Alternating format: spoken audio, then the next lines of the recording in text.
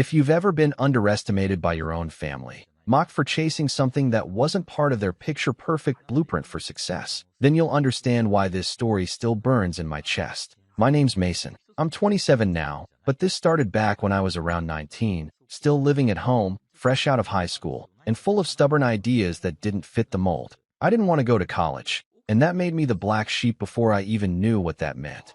My parents, my dad especially, believed in two things: prestige and hierarchy. The more letters behind your name, the more respect you deserved. He came from a line of military men and engineers, and he liked things neat, structured, predictable. My older brother Tyler? He fit that mold so perfectly, it was like he was born with a resume stapled to his chest. He was already talking about law school in the 9th grade, had perfect grades, and wore button-ups to family dinners while I was still getting yelled at for leaving my hoodie on the couch. I didn't hate Tyler. Not at first. He was smart, sure. But it wasn't just that. It was how my family orbited around his ambitions like they were gospel. Every conversation at dinner somehow curved toward his AP classes, his mock trial wins, his SAT scores. My mom would say things like, "When Tyler's a lawyer, we'll finally be able to move into a nicer neighborhood," as if his success was a family investment. And me? I was a side note. A joke. Mason's still figuring things out. They'd chuckle when relatives asked. And then someone would make a joke about me flipping burgers or becoming a YouTuber, and I'd fake a laugh like I hadn't already started trying both of those things in secret. The thing is, I was figuring things out, just not the way they wanted. While Tyler was off getting tutored for the LSATs, I was grinding.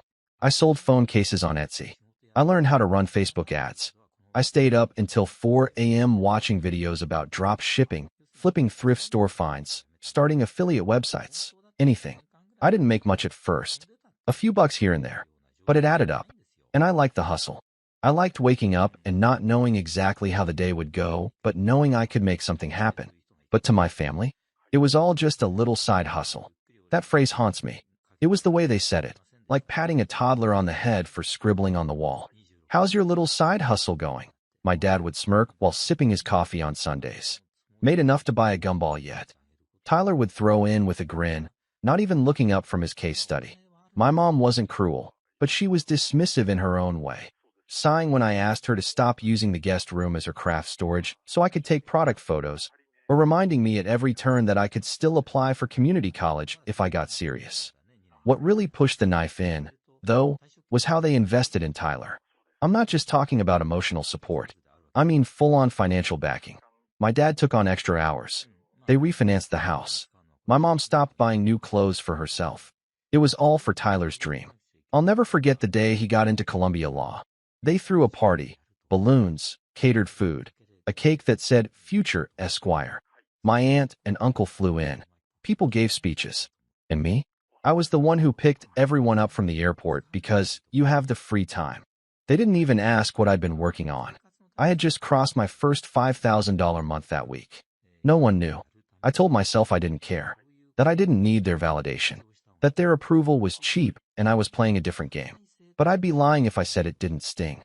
Watching them bend over backwards for Tyler while treating me like the household intern, yeah, it got to me.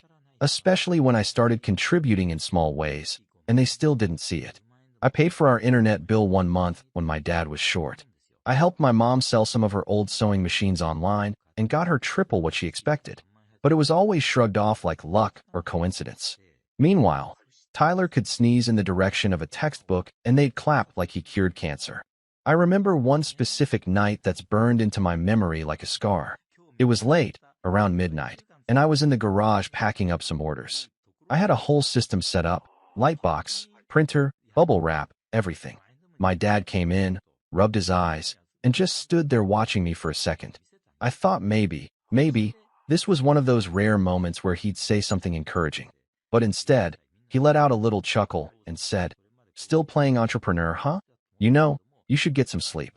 Real jobs start early." I just nodded, didn't say a word. But inside, something shifted.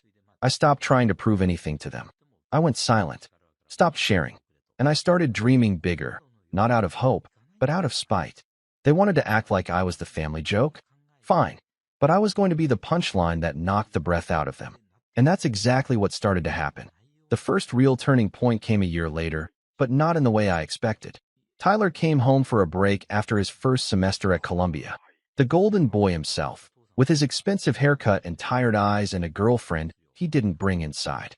Something about him was off. I noticed it. He wasn't as smug. He seemed tense, like someone who'd been punched but didn't want to admit it. He sat through dinner in silence, barely touched his food, and kept checking his phone like he was waiting for bad news. Later that night, I overheard him and my dad whispering in the den. I wasn't trying to eavesdrop, but I froze when I heard one word: loans. Just keep it between us, my dad said. Your mother doesn't need to worry. We'll figure something out. We have to. You're the one chance we have. That word, chance, hit me like a truck. The one chance. What was I? A misfire? I went back to my room and stared at my monitor. I was pulling in nearly $9,000 a month by then, building out a brand, investing, hiring a VA. But to them, I didn't exist. I was a ghost in their narrative. Just background noise while they poured water into a leaking cup. And that's when I decided I wasn't just going to make money. I was going to make noise. But before I could do that, something else happened. Something that shifted the dynamic more than I could have imagined. And it all started with a simple conversation over eggs and toast. You ever notice how silence can scream louder than words? That was my life for the next year and a half. After that conversation I overheard between my dad and Tyler about the loans, the desperation, the whole he's our only chance thing, I stopped hoping they'd ever see me. I went full ghost mode. No updates. No hints. Just grind. I worked like I had something to prove. Because I did. But not to them. Not anymore. To myself. I needed to see if I could really build something from nothing. And man, I did. I branched out from reselling into digital products, then into consulting for other e-commerce newbies. I launched a subscription box that took off faster than I was ready for. I learned the hard way how to manage inventory, hire people, fire people, reinvest profits, and deal with taxes that looked like riddles wrapped in nightmares. But all that time, back home, the story stayed the same.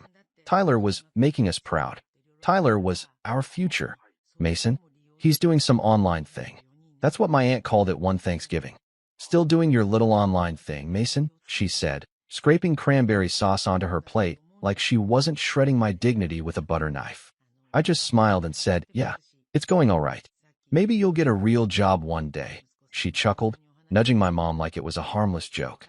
My mom didn't correct her. And Tyler? He was glowing. Not because of pride, but because he knew the room belonged to him. The spotlight followed him like it was born there. But I noticed things. Little cracks. The way he kept glancing at his phone. How quiet he got when anyone asked about his classes. Once, I caught him alone on the patio during that same Thanksgiving, holding his head in both hands. He didn't hear me open the sliding door. I froze when I heard him whisper, I can't do this. But the second he heard me behind him, he straightened up, slapped on a smile, and said, hey bro, you still flipping socks or whatever? I laughed it off. Yeah, something like that. I could have said more. But what was the point? Things reached a boiling point that Christmas. It started simple like always. Family dinner. Fancy ham. Everyone seated. My mom went around the table talking about what everyone was up to. When she got to Tyler, she beamed like a pageant mom. Tyler just finished his second year. Almost done. He's got interviews lined up, and we're so proud. He's really making something of himself. Then she looked at me. And Mason's still doing his business. I blinked. I run 3 companies now, I said, calm but direct. And I just bought a rental property in cash. You'd think I said I'd taken up juggling chainsaws. My mom's smile twitched. My dad frowned. Tyler chuckled and said, sure. Gotta love that Shopify magic. I stared at him. Actually, it's a self-hosted platform. But yeah, magic works too. That was the first time I pushed back. Not aggressively. Just not quietly. And it felt good. Until my dad cleared his throat and said, it's nice that you're having fun with that, son. But real stability comes from careers, not trends. That was when it hit me. No matter how far I came, they'd never see it. Not because it wasn't there, but because it didn't come from them. They didn't build me. They didn't understand me. And they didn't want to. I left early that night. Drove home to my condo. Parked my car, a new Audi I hadn't told them about, and sat in the dark for a long time, just thinking. And then, 2 months later, came the breaking point. It started with a text from my mom. Simple. Innocent, even. Can you come by this weekend? We want to talk about something important. Bring your financial records. That last part was weird.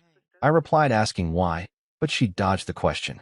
Just said it was about the future and that they needed my help. I showed up Saturday, dressed casual.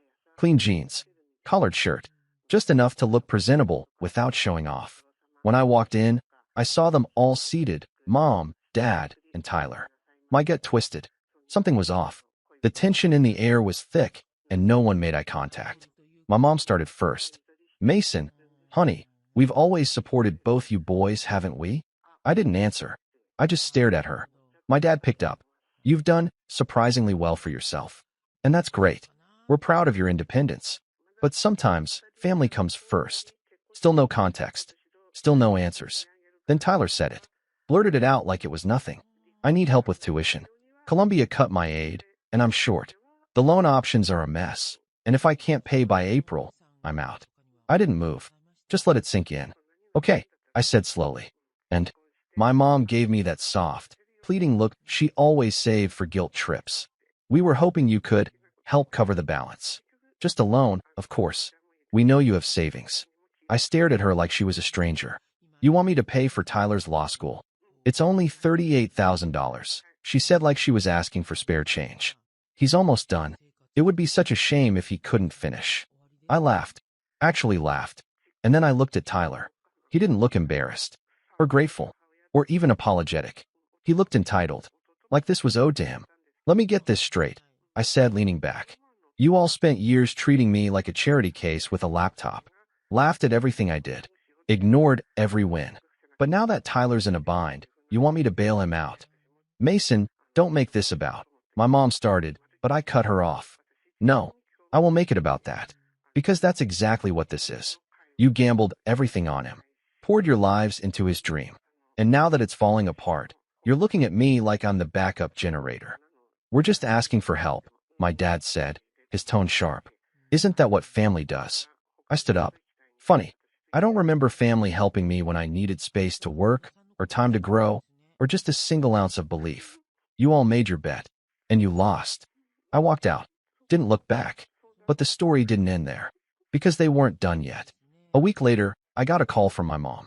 She was crying, not because Tyler had dropped out, but because of what she did to stop him from dropping out. And when she told me, everything snapped. That was the moment everything changed. And it was the moment I knew. This wasn't just about money anymore. This was war. Her voice cracked before she said a word. I knew that cry. It was the one she saved for emergencies, the kind she used when Grandpa died, or when Tyler broke his arm falling off the monkey bars in 3rd grade. But this time, it didn't land the same. I held the phone in silence, waiting for the performance to end and the truth to begin. Mason, she sniffled. Please. I didn't know what else to do. I didn't say anything. I took out a line of credit, she continued. In your name.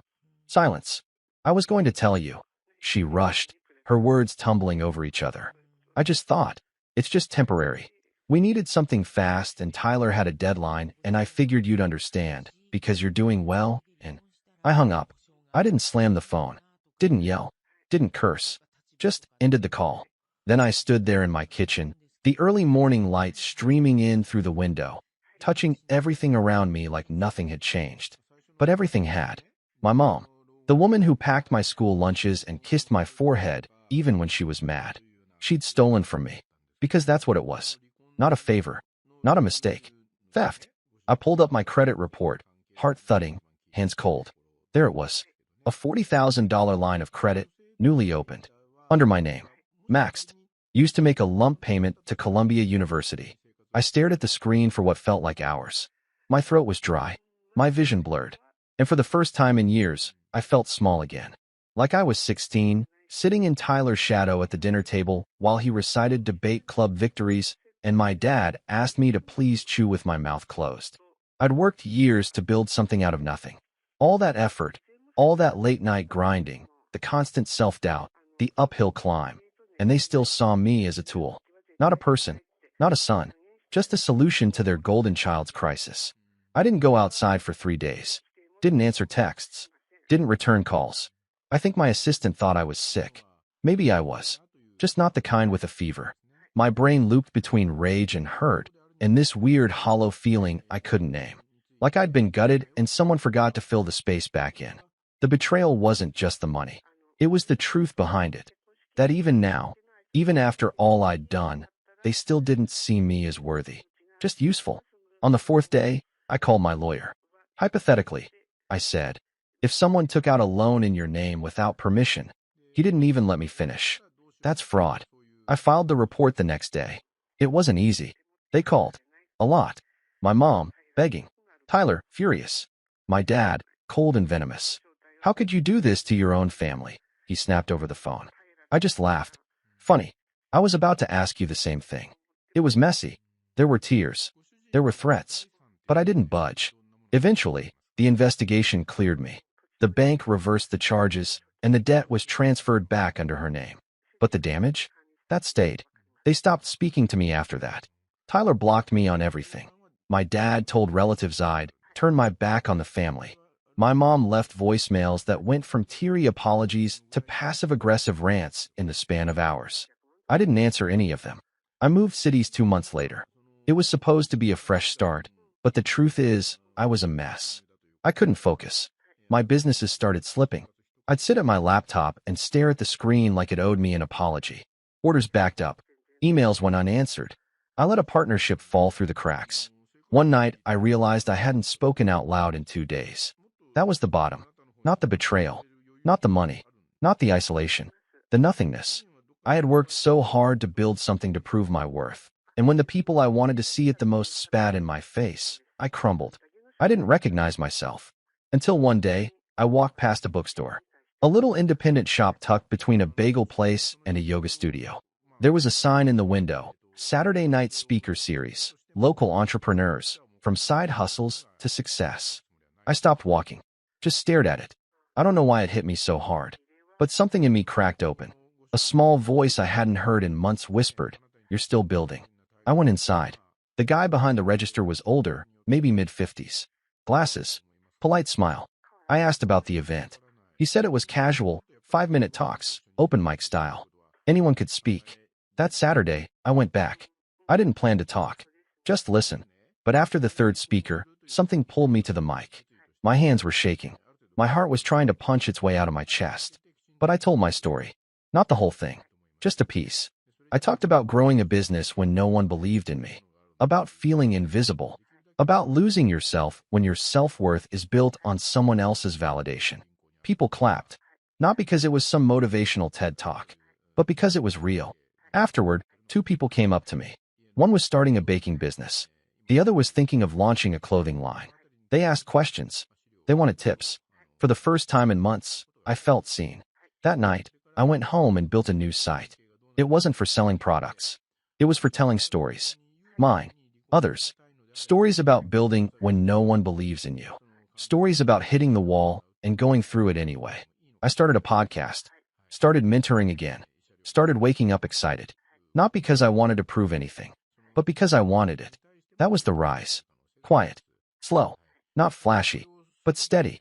I rebuilt my income streams. Diversified. Made smarter investments. I started buying property under an LLC, cash only. I stopped trying to impress. Stopped explaining. Started living. And the best part?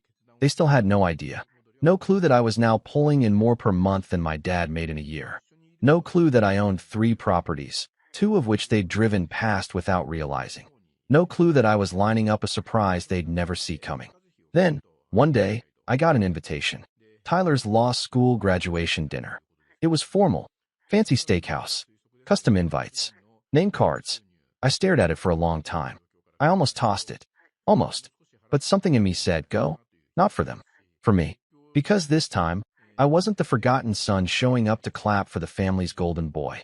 This time, I was walking in with something they never expected. And what I brought to the table that night, it changed everything. I didn't RSVP right away. In fact, I let the invitation sit on my desk for a full week. Gold-foiled edges, raised black lettering, Tyler's name printed in bold.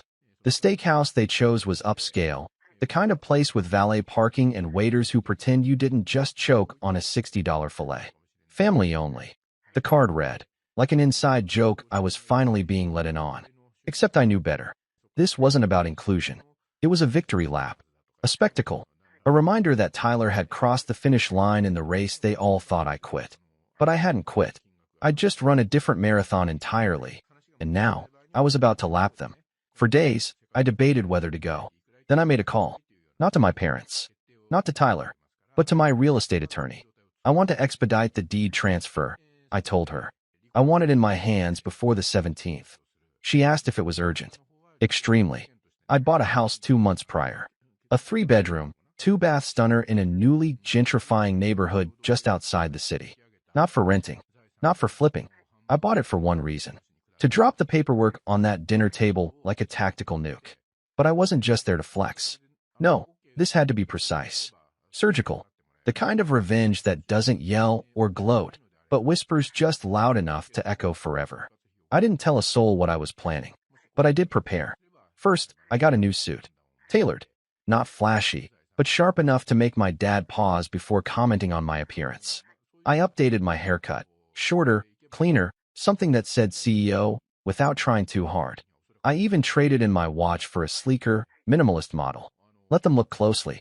Let them wonder how a side hustle kid was outdressing the new attorney in the family. Then I printed the deed. Single sheet. Heavy paper. My name, front and center. Paid. In. Full. But that was just the prop. The real show was in the silence I'd been perfecting for 3 years.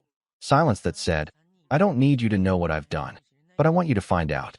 Still, the setup needed more than just me showing up with a smug grin and a folder. It needed the right timing, the right audience, and most importantly, the perfect line. So I practiced. In front of the mirror. In the car. Even once in the elevator of my building while a woman with a Pomeranian looked mildly alarmed. I wanted it to land with weight. Not cruelty, but finality. Something that said, this chapter is over. I win. As the date approached, I started getting the pre-show signals. A text from my mom. So glad you're coming. Please be on time. And maybe don't bring up business stuff. I smirked. Business stuff. As if my entire life was a novelty act at a dinner table they'd reserved for applause-worthy professions only. Tyler texted too. Short. Cold. Hope you don't make this weird. I didn't respond. The night before the dinner, I barely slept. Not from nerves, just anticipation. The kind that prickles in your fingertips when you're standing on the edge of something big. By the time I pulled into the steakhouse's circular driveway, I was ready. The valet took my keys with a polite nod. I stepped into the lobby, holding nothing but a small black folder. My heart was calm, steady. It didn't feel like walking into an ambush. It felt like walking into court, and I'd brought evidence. The hostess led me to the private dining room in the back, where the walls were lined with wine bottles, and the lighting was soft enough to hide side eyes. There they were, my parents, dressed to the nines. My aunt and uncle, my cousin Rachel. And at the head of the table, grinning like he'd just been knighted, sat Tyler. He stood when he saw me, arms out. Look who actually showed up. I shook his hand. Wouldn't miss it. His grip lingered, like he was trying to read me. I let him. Let them all wonder what I'd come to say, or not say. Dinner started with small talk. The usual. Tyler's internships. Bar exam plans. My dad threw in a comment about legacy and how proud they were. My mom dabbed her eyes twice. Once after telling the waitress her son was about to be a lawyer, and once after recounting how hard he worked to get there. I smiled through all of it. Answered politely when asked how my little businesses were going. Said things like, busy year, and lot of growth, and keeping my hands full, without elaborating. Let them fill in the blanks. Let them guess. Then came dessert, and the moment I'd been waiting for. My mom raised her glass and clinked her spoon gently.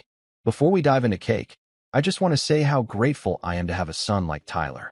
He's exceeded every expectation. He's made us all so proud. And tonight is about him. Everyone clapped. Even I did. Then I reached for my folder.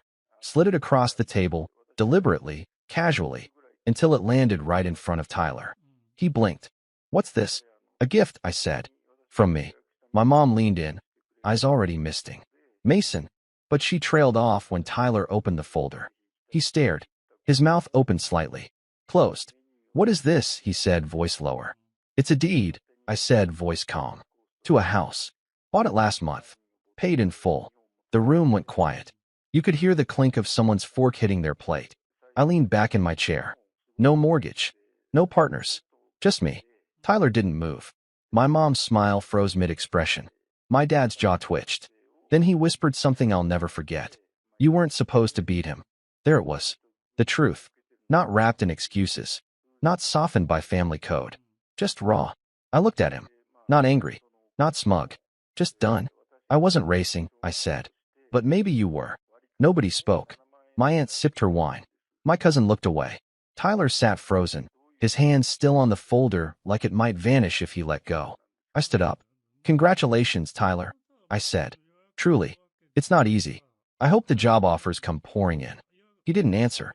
I turned to my parents. Thanks for dinner. Then I walked out. Didn't slam the door. Didn't smirk. Just left. But as I stepped into the cool night air, a strange sense of peace settled over me. Not because I'd won, but because I didn't need to anymore. Still, the fallout? That came later. And it came hard. I wish I could tell you that after that dinner, everything went quiet. That Tyler sent a thank you text. That my mom called the next day, crying and apologizing. That my dad finally said he was proud of me. But that's not how people like them work. They don't absorb humility. They absorb it like water on a greasy plate. Briefly, and then it beads up and rolls right off. I woke up the next morning to a text from my mom. It wasn't long. That was cruel, Mason. You made a happy night about you. That's all it said. No mention of the house. No acknowledgement of what I'd built. Just a reminder that no matter what I did, I'd always be cast as the one who ruined their narrative. But that's when I realized something. They didn't hate what I did. They hated that they couldn't control it. They hated that I slipped through their fingers and came out the other side not bitter, but better. And once I realized that, something in me settled. But I wasn't done yet. Because while they tried to box me out of their legacy, they never realized I was quietly building my own. The revenge? It wasn't the deed. It wasn't the walkout.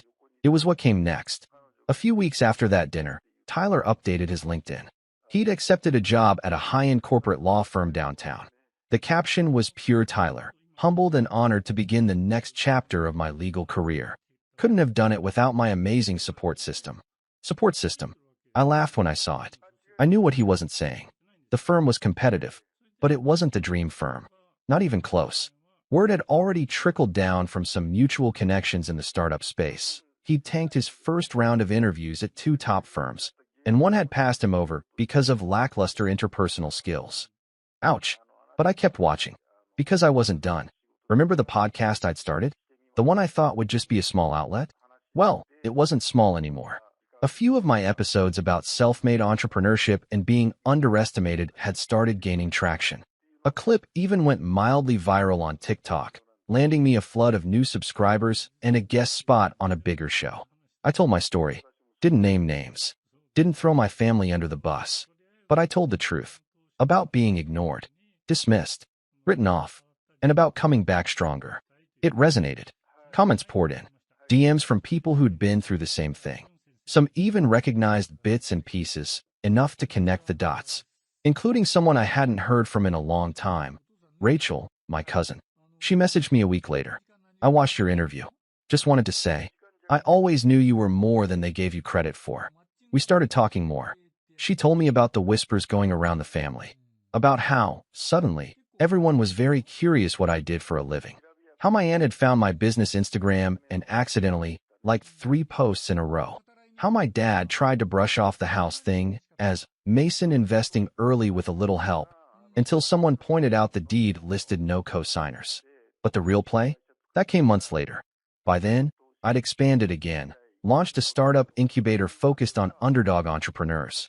People without connections, trust funds, or LinkedIn family trees full of Ivy Leaguers. I gave them resources, capital, a community.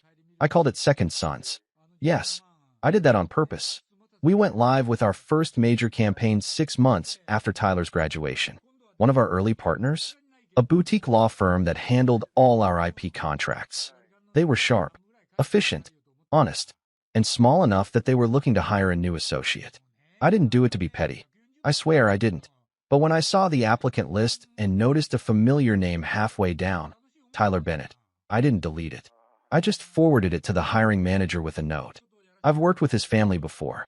Proceed as you see fit. That's it. No lies. No sabotage. Just the truth and the space for it to catch up with him. He didn't get the job. I never followed up to ask why. Didn't need to. But what happened after that? That was the real fallout. My parents showed up unannounced one day. I was sitting in my office, finalizing a deal to acquire a small e-commerce brand, when the receptionist buzzed me. Mason, there's a couple here asking for you. Says it's your mom and dad. I nearly laughed, but I told her to send them up. They walked in looking smaller than I remembered. My dad's shoulders hunched in a way I'd never seen. My mom held her purse like it was armor. They didn't sit. My dad cleared his throat. We wanted to talk. I waited. My mom spoke next. About Tyler. I stayed silent. He's struggling, she said. He's not adjusting to the pressure. The jobs haven't worked out. He's different now. Not himself. And, I said. My dad's jaw clenched. He hated asking for anything. Always had. We thought, he said slowly. Maybe you could talk to him. Help him. You've got connections. There it was. The full circle. The same people who once mocked my hustle now wanted me to reach down and pull their golden boy up. But I wasn't angry. Not anymore. I stood, walked around the desk, and looked my father in the eyes. I tried helping him once, I said. You all made it very clear he didn't need me. We were wrong, my mom whispered. We know that now. I studied her face. Saw the cracks. The regret. Maybe even shame. And maybe I should have offered a lifeline. Maybe I should have said, of course. I'll call someone. But I didn't. Because Tyler had never once apologized. Never once admitted the loan. Never once asked me directly. Not even after they got caught forging my name. So I said something else. Something final. I spent years trying to earn a seat at a table you all built around him. But I built my own now. He's welcome to apply for a seat, just like everyone else. My mom's eyes welled up. My dad's face darkened. But they didn't argue. They just nodded, turned, and left. And as the door shut behind them, I felt nothing but clarity. I didn't need their approval. I didn't need revenge that came with rage or screaming matches or dramatic slaps across dinner tables. I got what I wanted. I built something real, something lasting. And when the people who once mocked me came asking for help, all I had to do was tell the truth. Because the best revenge is living the life they told you you'd never have.